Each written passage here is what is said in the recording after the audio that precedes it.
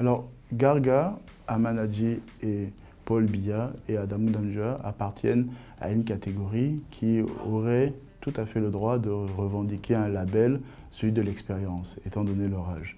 Ce sont des candidats installés dans l'espace politique depuis longtemps, qui ont occupé des fonctions toutes très importantes dans notre vie politico-administrative. Et aujourd'hui, peut-être, c'est ce qui fait leur crédit, en tout cas c'est le crédit qu'ils revendiquent et c'est ainsi qu'ils justifient leur candidature.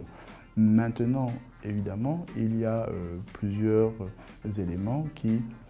pour certains, jouent en la faveur de M. Garga Amanadji et pour quelques autres, peuvent être des handicaps. En sa faveur, il y a cette image qu'il continue à exploiter, qui lui sert toujours d'homme honnête et intègre.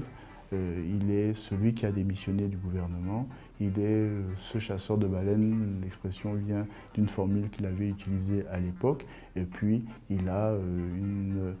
présence, à défaut d'être remarquable, effective au sein d'une institution qui traque la corruption dans notre pays. C'est un atout, c'est une somme d'atouts, et cela peut motiver certains au-delà de l'ancrage territorial, j'allais dire ethno-politique que l'on peut lui affecter. Maintenant, il y a évidemment quelques éléments qui sont moins favorables quand on examine à la fois le cadre général de cette élection. Je pense notamment à la modernité que certains candidats ont apportée à cette campagne et qui rend la posture de M. Garga Amanadji plus désuète, plus archaïque, diront quelques-uns. Il est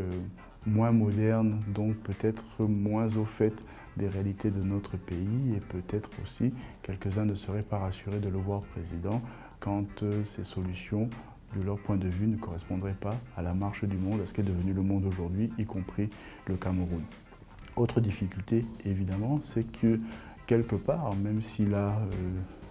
par son propos, sa façon de s'exprimer, la liberté de ton d'ailleurs qu'il utilise quand il dit ce qu'il pense, et notamment ce qu'il pense de ses adversaires, il n'en reste pas moins quelque part qu'il est très fidèle au système qui a été bâti depuis une soixantaine d'années dans ce pays. Il reste conforme aux répartitions des responsabilités, des rôles tels que les pères fondateurs, même s'ils sont parfois pères d'une paternité discutable, ont établi comme règle dans notre pays, et de ne pas être le représentant ou le porteur d'une révolution pourrait là aussi constituer,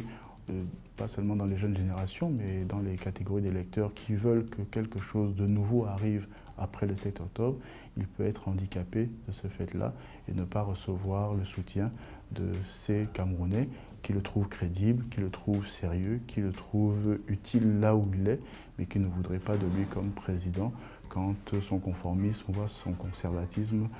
empêcherait justement que la société camerounaise se transforme radicalement enfin.